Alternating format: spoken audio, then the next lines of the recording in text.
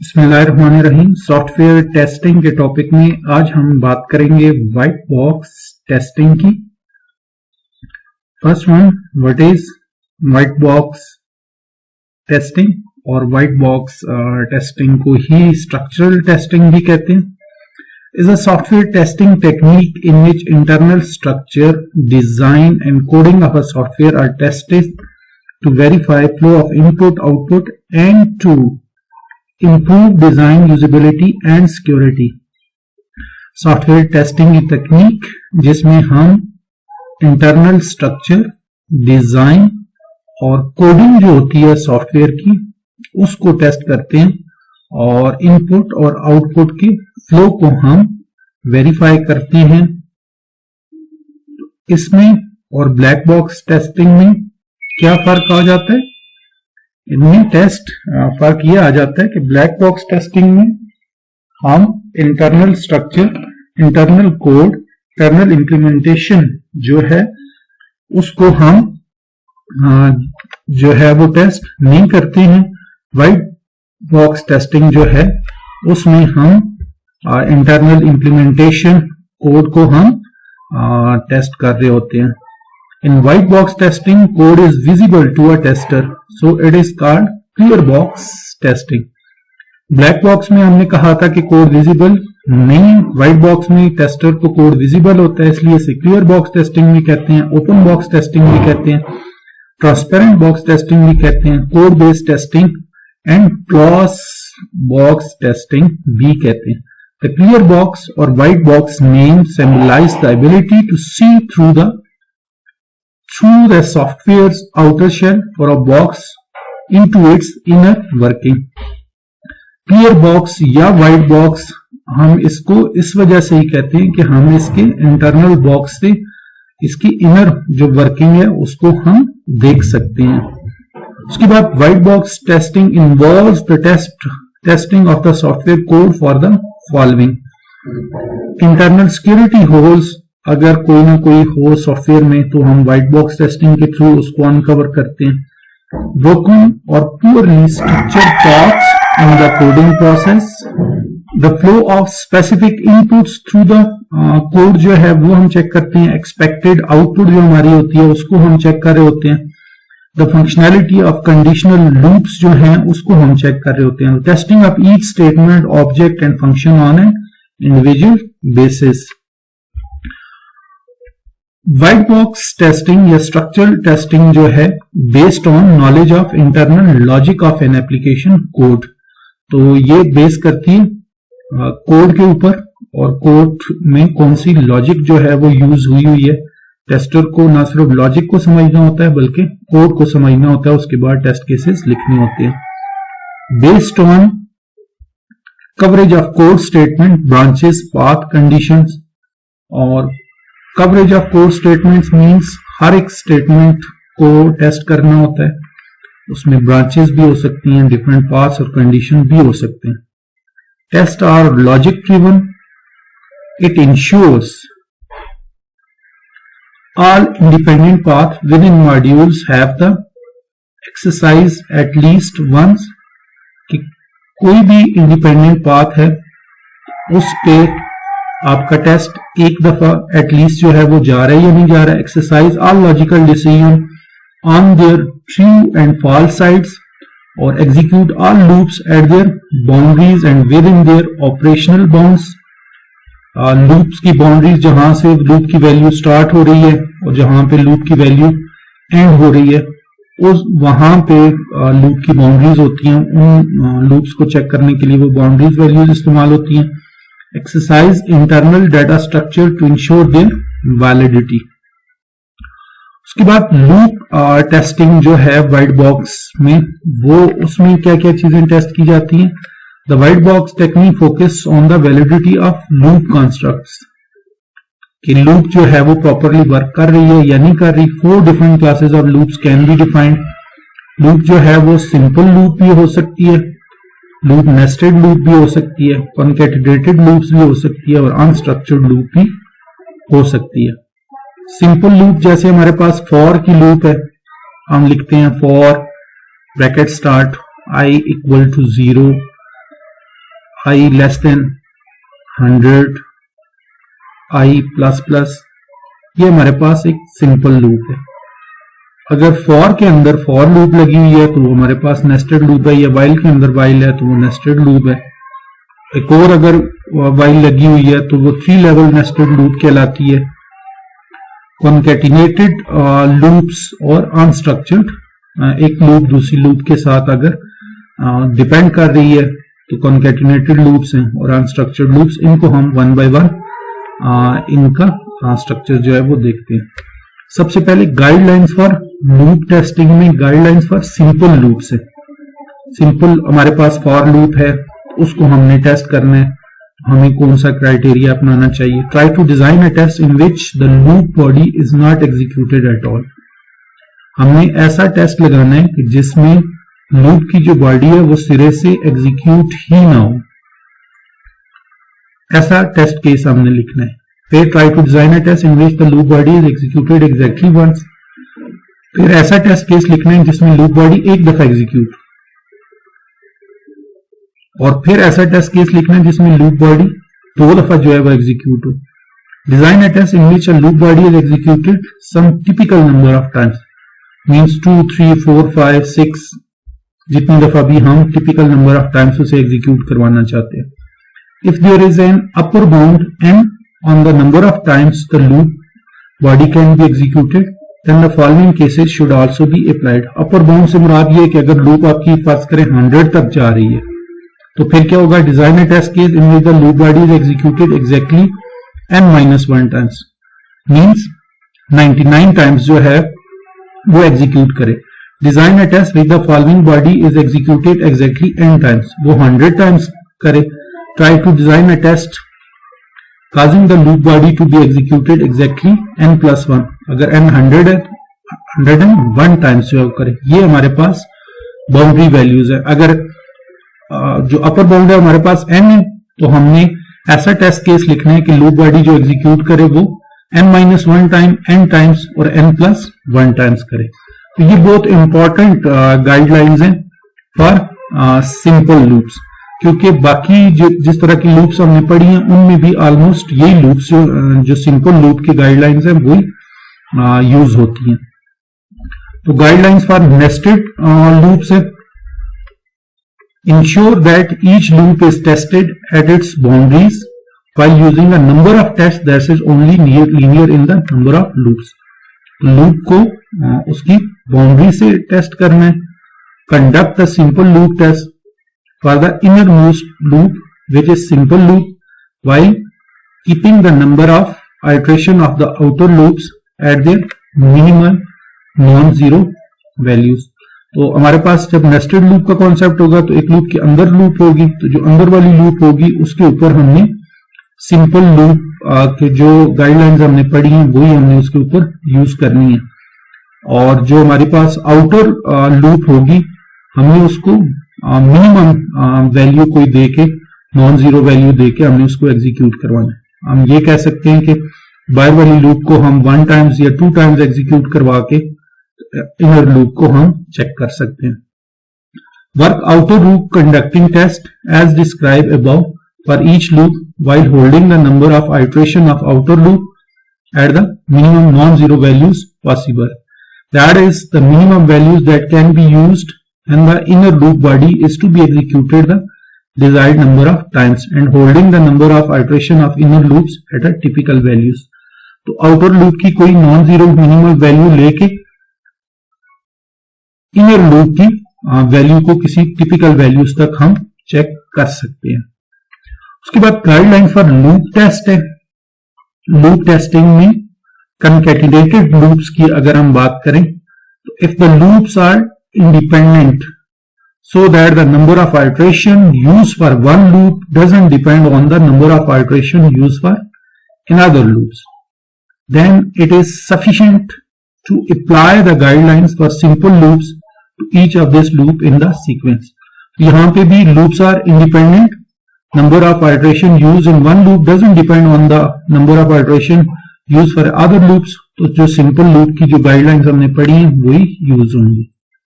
On the other hand, if the number of iteration used for one loop does depends on the number of iteration used for another, then the following guideline should be used instead.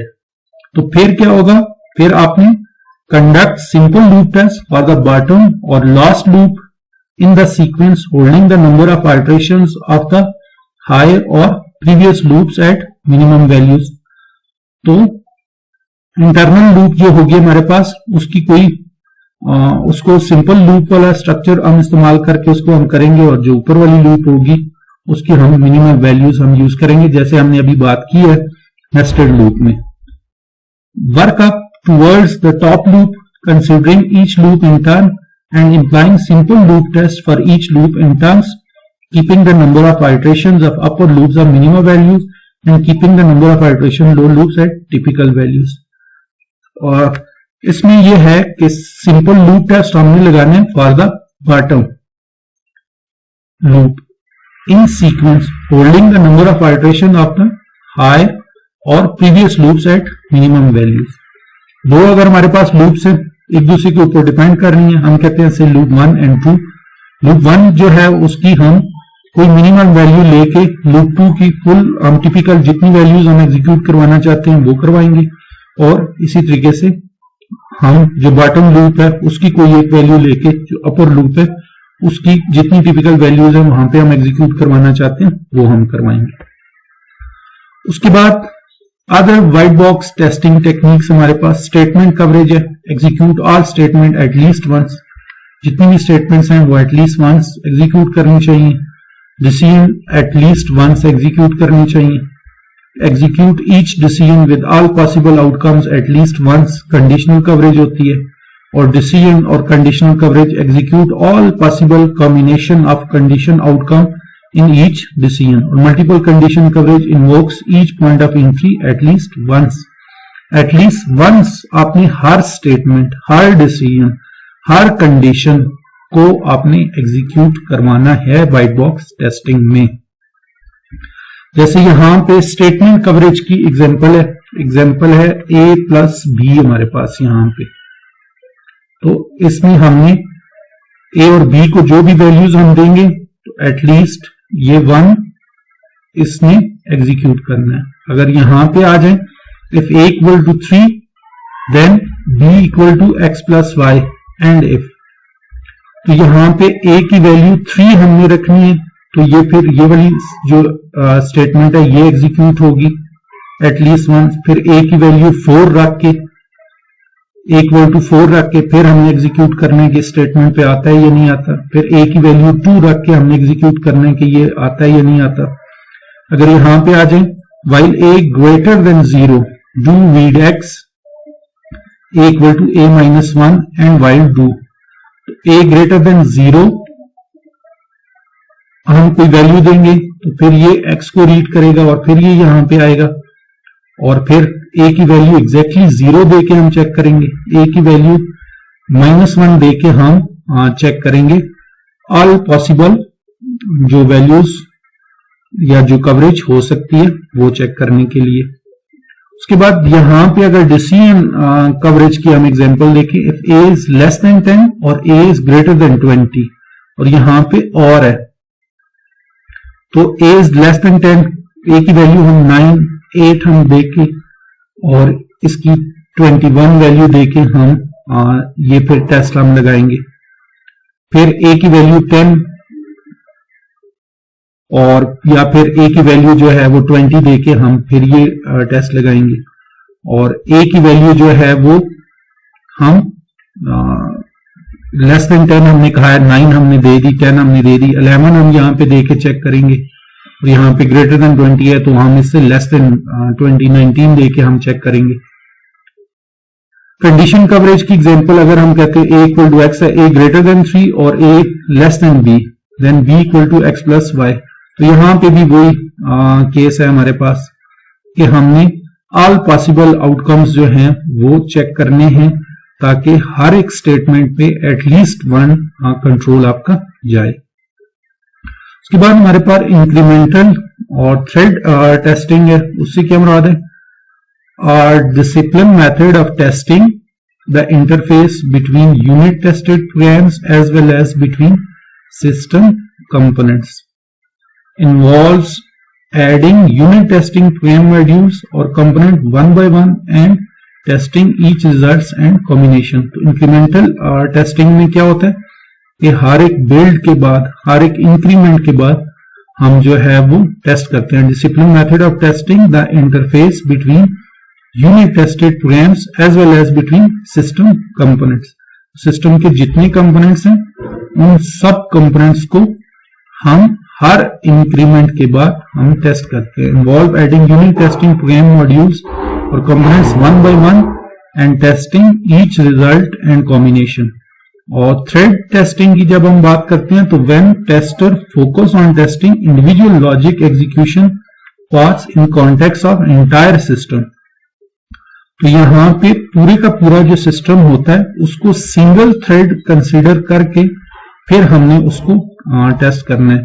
अगर हम university की example लेते हैं, university का software है तो उसमें inventory है, एचआर है, एडमिशन है या बाकी जो हैं तो उनको अलग अलग नहीं, पूरे जो यूनिवर्सिटी का जो सॉफ्टवेयर है, जो सिस्टम है, उस पूरे को वन थ्रेड कंसीडर करके हमने उसकी टेस्टिंग करनी है.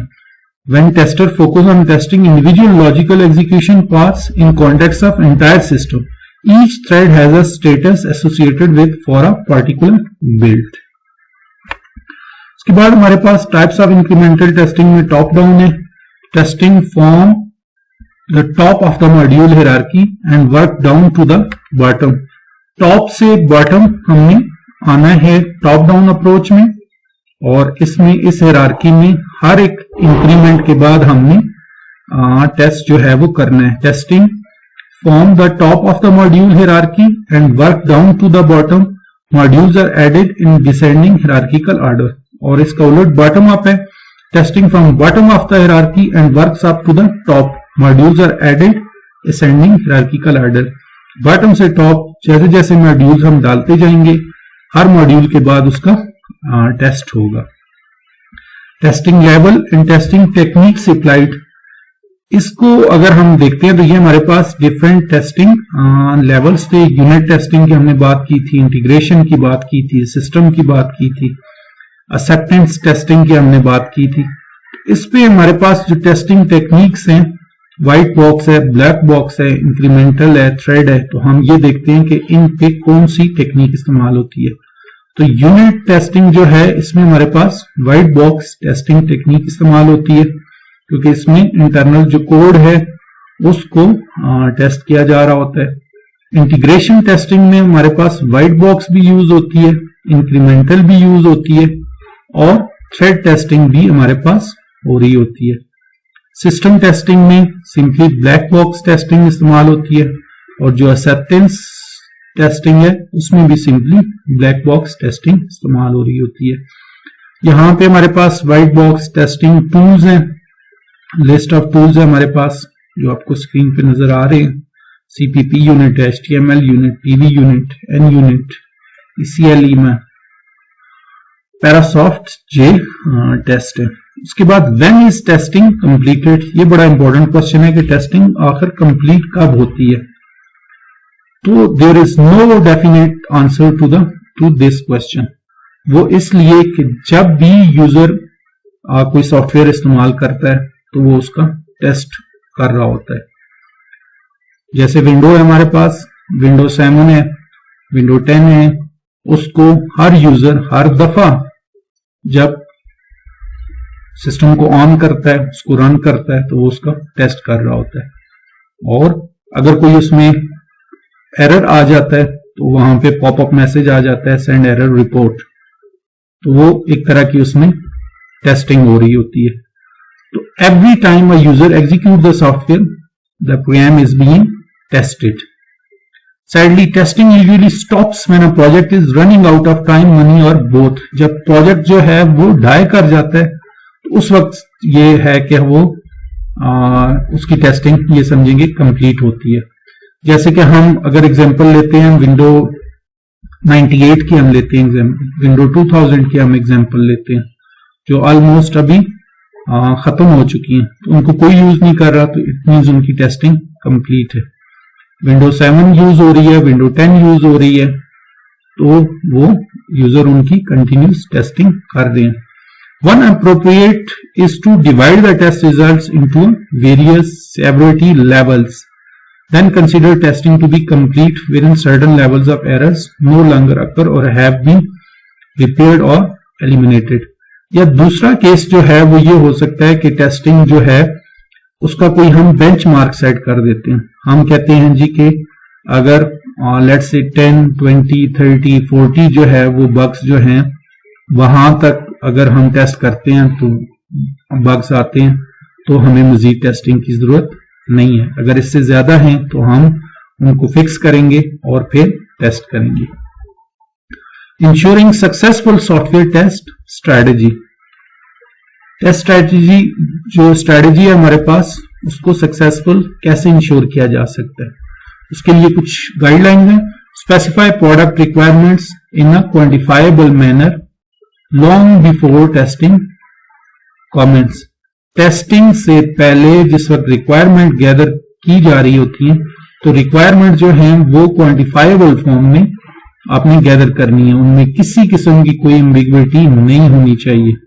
हम कहते हैं the product is running very well, let's say, तो यहां पे वेल की डेफिनेशन मेरे लिए और है, किसी और के लिए और है। तो क्वांटिफाइबल आपकी जो रिक्वायरमेंट्स है वो होनी चाहिए। State testing objectives explicitly in measurable terms.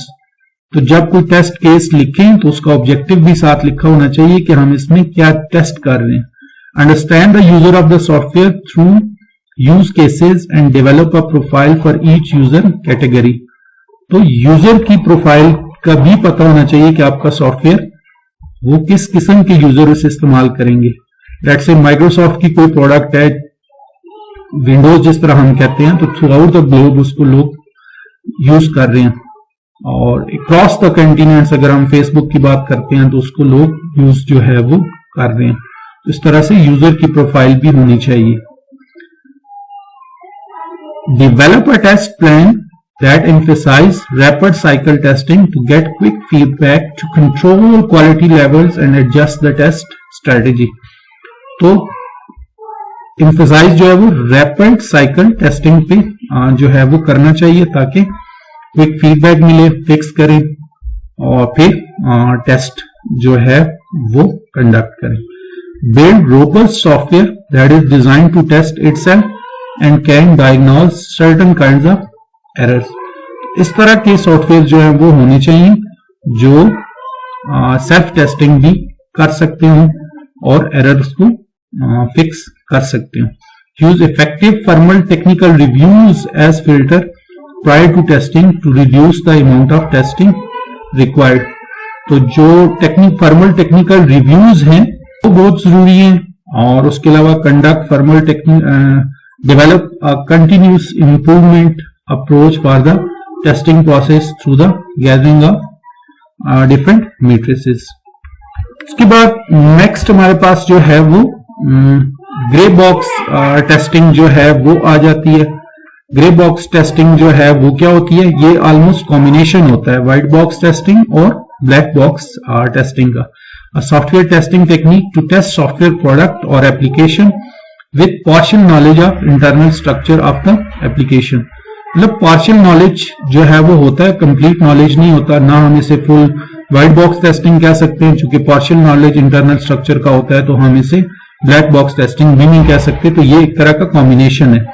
The purpose of gray box testing to search and identify the defects due to the improper code structure or improper use of application। Code structure proper नहीं है, application improperly work कर रही है, तो हम इसको use करते हैं। It increases the testing coverage, concentrating on all of the layers of any complex system। तो जो हमारे पास ग्रे बॉक्स टेस्टिंग है, जैसे हमने कहा है कि ये कॉम्बिनेशन है। White box testing internal structure हमें पता होता है, ब्लैक बॉक्स में इंटरनल स्ट्रक्चर हमें पता नहीं होता। ग्रे बॉक्स टेस्टिंग में इंटरनल स्ट्रक्चर कोड जो है वो पार्शियली नोन होता है। एग्जांपल जो ग्रे बॉक्स टेस्टिंग की है, इसमें हम वेबसाइट के डिफरेंट लिंक्स की अगर हम बात करें, लिंक को जिस वक्त हम टेस्ट कर रहे होते हैं अगर उनमें कोई प्रॉब्लम होता है तो लिंक को सिंपल हम क्लिक करेंगे तो हम एक्सपेक्टेड होता है कि ये फलां वाला पेज जो है वो उस पे जाएगा। तो एक तरह की ये ब्लैक बॉक्स टेस्टिंग है। और अगर लिंक्स प्रॉपरली वर्क नहीं कर रहा तो हम HTML कोड को चेंज करके रियल टाइम में हम उसे चेंज करते हैं और उस बग को हम फिक्स कर लेते हैं। तो अब कोड को हम एक्सेस कर रहे हैं तो ये व्हाइट बॉक्स टेस्टिंग है, तो जो कॉम्बिनेशन है वो फिर ग्रे बॉक्स टेस्टिंग कहलाता है। उसके बाद हमारे पास एक और तरह की टेस्टिंग है जिसे हम स्मोक टेस्टिंग कहते हैं। स्मोक टेस्टिंग से क्या मुराद है? This is test to be done to make sure that software under testing is ready और स्टेबल फॉर फर्दर टेस्टिंग। कि सॉफ्टवेयर जो है वो रेडी है फर्दर टेस्टिंग के लिए या नहीं है। या फिर ये बड़ा इंपॉर्टेंट सेंटेंस है, it is called smoke test as the testing and initial past is done to check if it didn't catch the fire और smoke in the initial switch on. जब स्विच ऑन किया गया तो क्या ये fire को catch कर रहा है या नहीं कर रहा, मतलब ये स्टेबल है या नहीं है, फर्दर टेस्टिंग की जरूरत है या नहीं है। इसकी एक एग्जांपल है जिससे इसका कॉन्सेप्ट जो है वो हमें क्लियर हो जाएगा। हम कहते हैं जी कि हमारे पास जीमेल एप्लीकेशन है, उसकी हम टेस्टिंग कर रहे हैं। उसका हमारे पास इंपॉर्टेंट फंक्शन जो है वो log in to the Gmail application है, कंपोज एन ईमेल है, सेंड एन ईमेल है। तो why are the above functionalities important when it comes to a smoke testing? Assume your email does not get sent. आप email send ही नहीं कर सकते, तो क्या फर्दर जो टेस्टिंग है उसकी जरूरत पड़ती है? बिल्कुल नहीं, क्योंकि जो बाकी जो चीजें हैं, ड्राफ्ट है, डिलीटेड मैसेजेस हैं, आर्काइव्स हैं, एक्सेट्रा जो भी हैं, उन पे जाने की जरूरत इसलिए नहीं कि ये बेसिक फंक्शनलिटी परफॉर्म नहीं कर रहा। तो फिर क्या होगा? The main focus of smoke testing is to test the critical areas and not the whole applications. तो जो इंपॉर्टेंट फंक्शनलिटीज है उनको टेस्ट करना जरूरी है, वहां से पता चल जाएगा कि स्टेबल है या नहीं है, मजीद टेस्टिंग की जरूरत है या नहीं है। होपफुली आपको लेक्चर अंडरस्टैंड हो गया होगा। अगर आपका कोई क्वेश्चन है तो आप कमेंट सेक्शन में पूछ सकते हैं। और सबसे अहम चीज, चैनल को लाइक और सब्सक्राइब करना ना भूलिएगा, क्योंकि सब्सक्राइबर बहुत जरूरी है। Thank you so much.